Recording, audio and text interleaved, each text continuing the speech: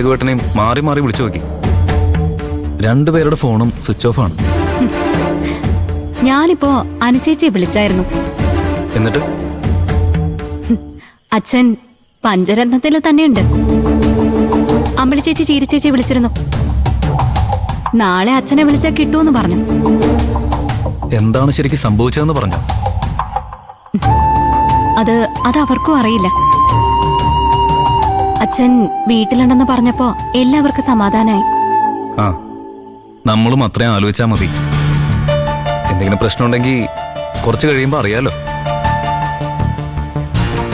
നമ്മളെ ആരും ഒന്നും അറിയിക്കാൻ പോകുന്നില്ല ശബരേട്ട.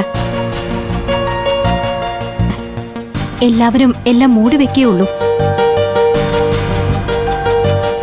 അച്ഛന് ശരിക്കും എന്താ സംഭവിച്ചെന്ന് അറിയണമെങ്കിൽ നാളെ രാവിലെ നമ്മള് പഞ്ചരത്നത്തിൽ പോണം. ഏയ്, അതൊന്നും വേണ്ടതേ. അച്ഛന് കുഴപ്പമൊന്നുമില്ലെങ്കിൽ നമ്മൾ പിന്നെ അതേക്കുറിച്ച് എന്തന്വേഷിക്കാന്? ശബരേട്ടനത് പറയാം. ശബരേട്ടന്റെ അച്ഛനല്ലല്ലോ. എന്റെ അച്ഛനെ കുറിച്ച് ഒരു ദിവസം മുഴുവൻ ഒരറിവും ഇല്ലാതായത് എന്തുകൊണ്ടാണെന്ന് എനിക്ക് അറിയണം ശബരേട്ട. നിങ്ങള് വന്നില്ലെങ്കിലും നാളെ ഞാൻ പഞ്ചരത്നത്തിൽ പോയിരിക്കും.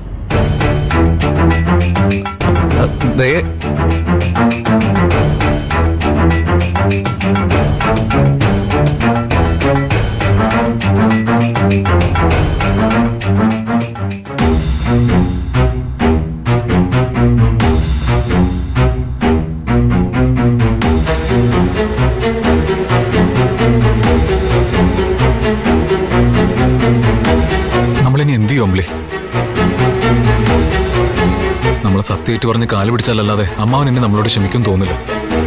സത്യം തുറന്നു പറയുന്നതിനേക്കാൾ നല്ലത് ആത്മഹത്യ ചെയ്യുന്നത്. ഇത്രയൊക്കെ സഹിച്ചിട്ടും അച്ഛന്റെ ആദർശത്തിന് വേണ്ടി എല്ലാം തിരിച്ചു കൊടുക്കാന്ന് പറഞ്ഞ